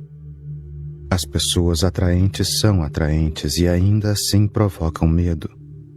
Elas são bonitas. Você gostaria de se relacionar com elas, mas relacionar-se com elas significa perder a sua liberdade. Relacionar-se com elas significa não ser mais você mesmo. E porque elas são atraentes, você não será capaz de deixá-las. Estará preso. Você conhece a sua tendência. Quanto mais atraente a pessoa é, mais você vai ficar envolvido. Você vai ficar cada vez mais dependente. Esse é o medo. Ninguém quer se tornar dependente. A liberdade é o valor supremo. Nem mesmo o amor é superior à liberdade. A liberdade é o valor supremo. Em seguida vem o amor. E há um conflito constante entre amor e liberdade. O amor tenta tornar-se o valor supremo. Ele não é. E o amor tenta destruir a liberdade. Só então ele pode ser o valor supremo. E aqueles que amam a liberdade passam a ter medo do amor. E amor significa ser atraído por uma pessoa atraente. Quanto mais bonita for a pessoa, mais você vai se sentir atraído, mais medo sentirá, porque agora você estará entrando num terreno de onde será difícil escapar. Você pode escapar de uma pessoa comum, de uma pessoa familiar com mais facilidade. E se a pessoa for feia, você estará livre. Você precisa não se tornar dependente demais. O Mullah Nasruddin casou-se com a mulher mais feia da cidade. Ninguém podia acreditar. As pessoas perguntaram a ele: Nasruddin, o que aconteceu com você? Ele respondeu: há uma lógica nisso. Essa era a única mulher de quem eu poderia fugir a qualquer momento. Na verdade, será difícil não fugir. Essa é a única mulher na cidade em quem eu posso confiar. As pessoas bonitas não são de confiança. Elas se apaixonam com facilidade, porque muitas pessoas são atraídas por elas. Eu posso confiar nessa mulher. Ela sempre vai ser sincera comigo. Eu não preciso me preocupar com ela. Posso me ausentar da cidade durante meses sem medo nenhum. A minha mulher vai continuar sendo minha. Entenda o ponto de vista dele.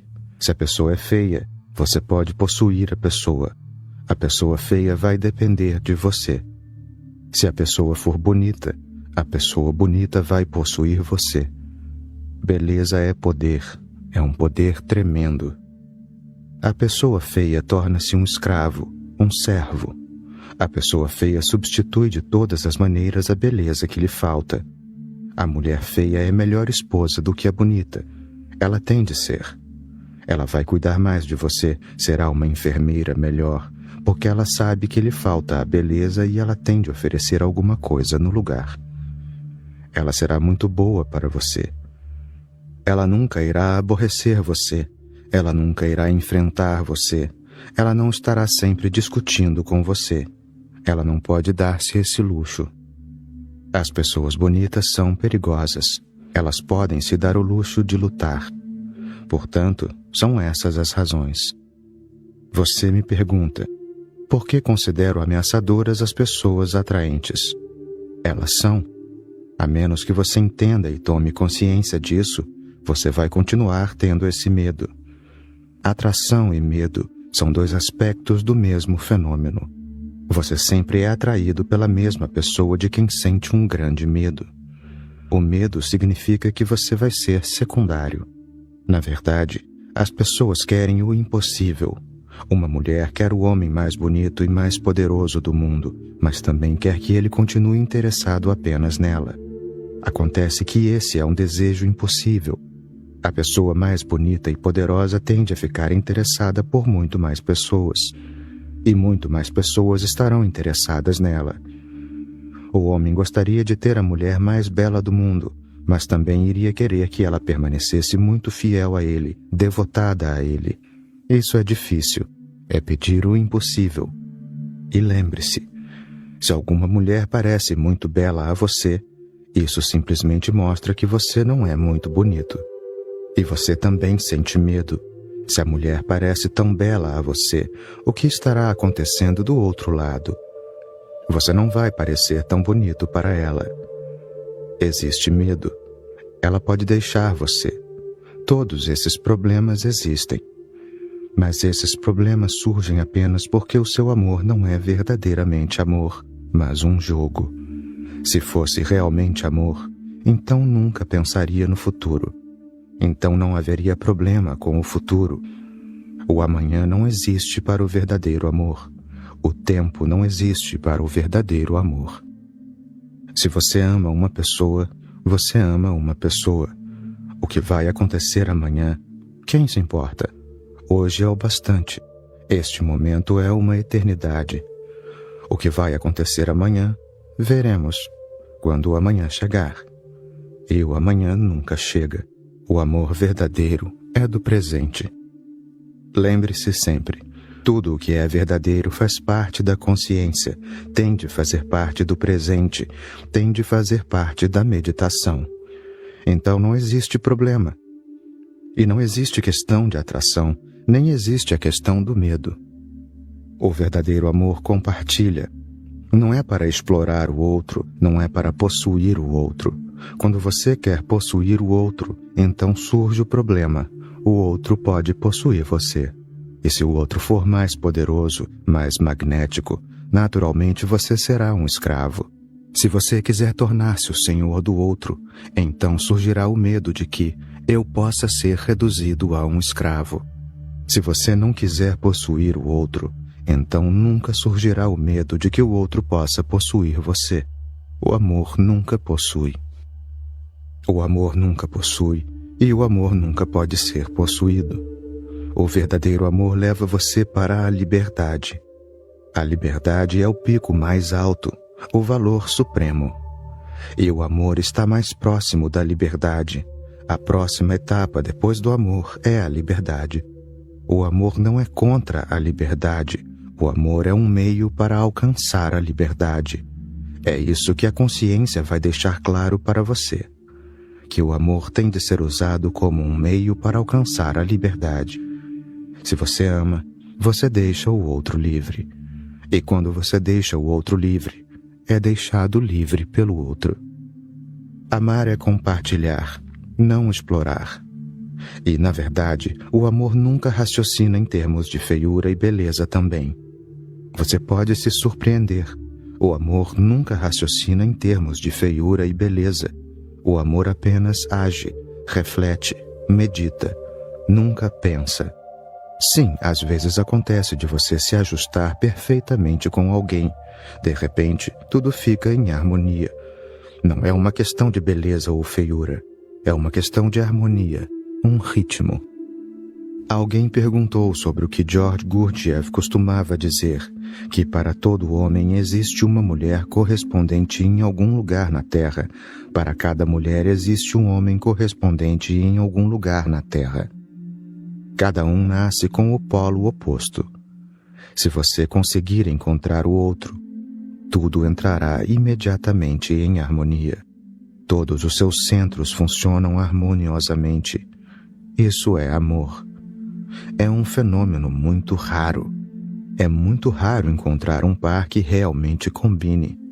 A nossa sociedade existe com tantos tabus, tantas inibições, que é quase impossível encontrar o companheiro verdadeiro, o amigo verdadeiro. No Oriente, a mitologia tem uma história, um belo mito, de que, no começo, quando o mundo foi criado, nenhuma criança nascia sozinha, mas como um casal.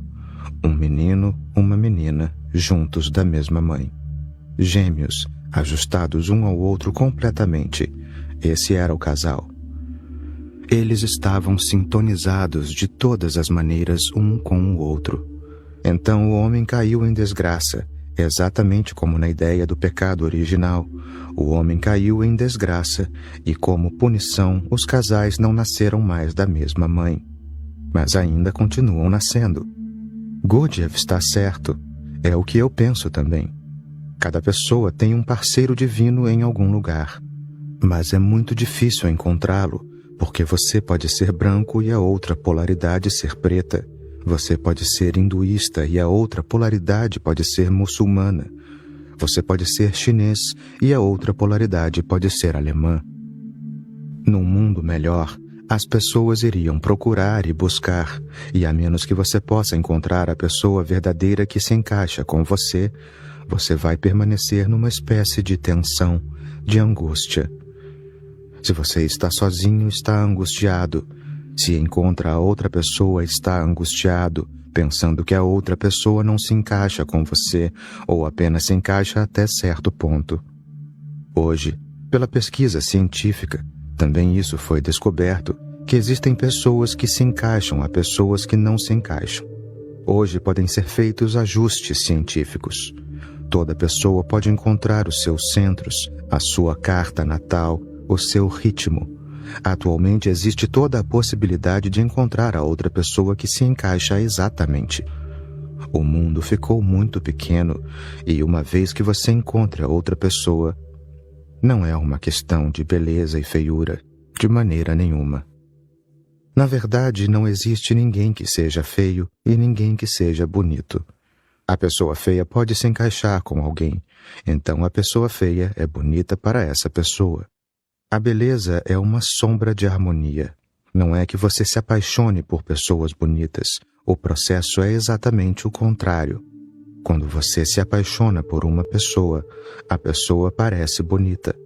É o amor que traz a ideia de beleza em si, e não vice-versa.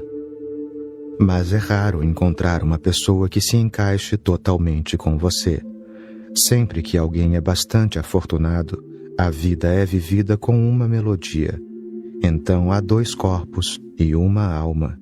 Esse é o verdadeiro casal. E sempre que você encontra esse tipo de casal, há um grande encanto e uma grande música em torno dele, uma grande aura, uma luz bela, um silêncio. E o amor leva, então, naturalmente, à meditação. As pessoas deveriam poder se conhecer e se envolver até encontrar quem procuram. As pessoas deveriam não ter pressa para se casar. A pressa é perigosa, ela só traz divórcios, ou traz uma vida muito longa de sofrimento. As crianças deveriam poder conhecer umas às outras e deveríamos deixar de lado todos os tabus e inibições pré-tecnológicos. Eles não são mais relevantes. Estamos vivendo uma época pós-tecnológica. O homem amadureceu e tem de mudar muitas coisas, porque muitas coisas estão erradas. Elas foram desenvolvidas no passado, havia necessidade delas. Hoje não são mais necessárias. Por exemplo, hoje as pessoas podem viver juntas, homens e mulheres. Não há necessidade de pressa para se casar. E se você tiver conhecido muitos homens e muitas mulheres, só então saberá quem se encaixa com você e quem não se encaixa.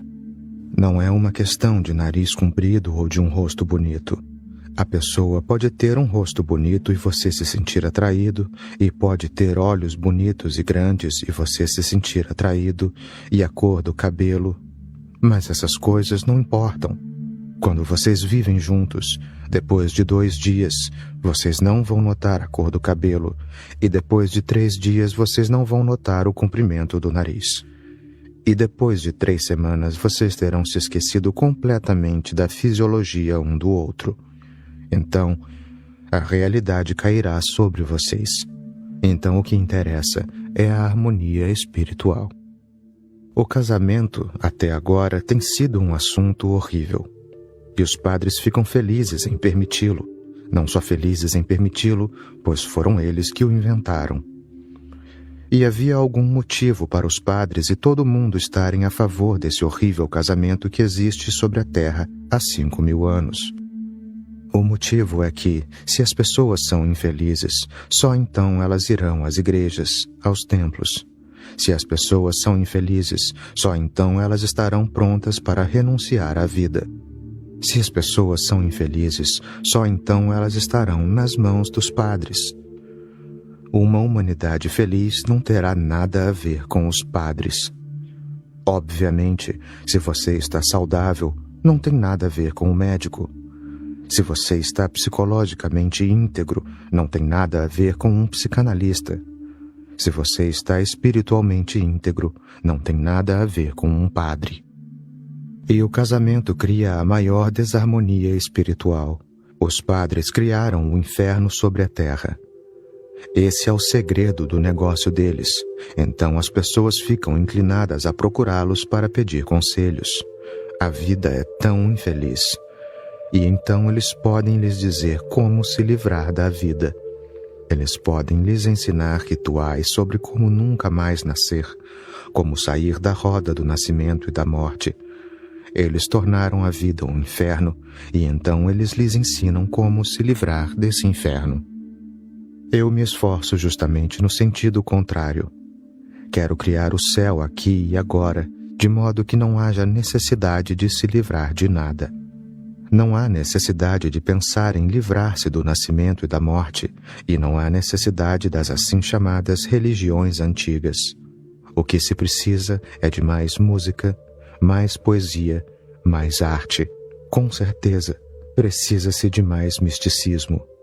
Precisa-se de mais ciência, e então nascerá um tipo totalmente diferente de religião, uma nova religião. Uma religião que não vai ensinar a você ideologias contra a vida, mas que vai ajudá-lo a viver a vida com mais harmonia, mais artisticamente, mais sensivelmente, mais centrado, enraizado na terra. Uma religião que lhe ensine a arte da vida, a filosofia da vida, e que vai lhe ensinar como ser mais festivo. Você pergunta, por que considero ameaçadoras as pessoas atraentes? Porque no fundo de você há uma busca, como há em todo mundo, pelo outro polo, e você não quer se envolver com alguém que possa não ser o outro polo. Mas não existe outra maneira de encontrar o outro polo, a não ser se envolvendo com muitas e muitas amizades, em muitos e muitos casos de amor. Se você realmente quiser encontrar a pessoa amada, terá de passar por muitos casos de amor. Esse é o único jeito de aprender. Deixe o seu medo de lado. E se você começar se associando a pessoas feias com medo das pessoas bonitas, isso não vai satisfazer você. Os Coens estavam alugando um apartamento mobiliado. O Sr. Coen achou que o lugar atendia a todos os seus requisitos, mas a Sra. Coen hesitou. Não gosto deste apartamento. Qual é o problema, Raquel? Não é um bom apartamento? Ora, ele tem todas as conveniências modernas, banheiros, boa iluminação, um bom encanamento com água quente e fria. Por que não gosta? Eu concordo com tudo o que você diz, mas não tem cortina no banheiro. Toda vez que eu tomar banho, os vizinhos vão me ver. Tudo bem, Raquel. Quando os vizinhos a virem, eles vão comprar as cortinas. A feiura pode ter os seus usos, mas não lhe dará satisfação. E se você tiver medo de pessoas bonitas, lembre-se de que, na verdade, está com medo de se envolver num relacionamento íntimo e profundo. Você quer manter distância para poder fugir quando for preciso. Mas essa não é a maneira de entrar num relacionamento, não é a maneira de conhecer os segredos do amor. É preciso ficar completamente vulnerável. É preciso tirar a armadura e baixar as defesas. Se isso assusta você, deixe que assuste, mas vá em frente. O medo vai desaparecer. A única maneira de se livrar de qualquer medo é mergulhar fundo exatamente naquilo que lhe dá medo. Se alguém me procura dizendo, tenho medo do escuro, eu sempre vou sugerir a essa pessoa, a única maneira é sair na noite escura, sentar-se sozinho em algum lugar fora da cidade, embaixo de uma árvore. Por mais que esteja tremendo de medo, transpirando, nervoso, fique sentado lá. Por quanto tempo você vai tremer de medo? Pouco a pouco as coisas se acomodam, o coração vai começar a bater normalmente e de repente você vai ver que a escuridão também não é assim tão assustadora. E pouco a pouco você vai perceber as belezas que existem na escuridão, que só a escuridão pode ter. A profundidade, o silêncio, o toque aveludado dela, a calma, a música da noite escura, os insetos, a harmonia. E pouco a pouco, enquanto o medo desaparece, você vai se surpreender ao perceber que a escuridão não é tão escura. Ela tem a sua própria luminosidade. Você vai começar a ver uma coisa, vaga, não clara. Mas a claridade dá uma superficialidade às coisas. A imprecisão dá profundidade e mistério. A luz nunca pode ser tão misteriosa quanto a escuridão. A luz é muito prosa. A escuridão é poesia. A luz é nua. Portanto, até que ponto você pode permanecer interessado nela? Mas a escuridão é velada. Ela desperta um grande interesse, uma grande curiosidade de ser revelada. Se você tem medo do escuro, procure o escuro. Se tem medo do amor, procure o amor. Se tem medo de ficar sozinho, então vá para o Himalaia e fique sozinho. Essa é a única maneira de perder esse medo. E às vezes, se você pode fazer uma coisa deliberadamente, isso dá uma grande consciência. Uma vez um rapaz me procurou. Ele era professor em uma faculdade e o problema era que ele andava como uma mulher. E estar numa universidade, ser professor e andar como mulher era um desastre. Ele estava muito embaraçado e tinha experimentado todos os métodos possíveis. Eu disse a ele, escute aqui, é impossível que você esteja fazendo uma coisa dessas. Um homem realmente não pode andar como uma mulher. Isso que você está fazendo é praticamente um milagre.